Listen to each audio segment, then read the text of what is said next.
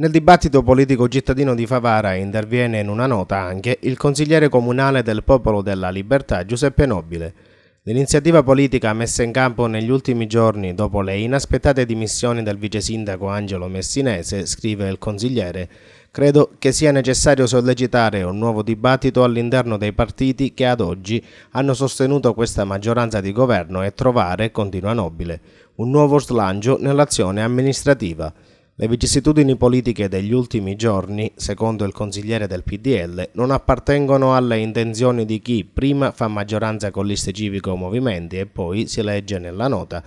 trasversalmente fa un doppio gioco politico imponendo, continua Nobile, poi nel confronto con le altre azioni politiche un ammutinamento politico e a sua volta anche quello dell'azione amministrativa, credo, sottolinea Nobile, che a questo punto bisogna rilanciare l'azione di governo cittadino in vista delle grandi sfide che attendono a breve il nostro territorio. Per raggiungere gli obiettivi amministrativi della città di Favara, il consigliere comunale chiama all'unità l'intera coalizione di maggioranza che nel corso delle scorse elezioni aveva come slogan il cambiamento.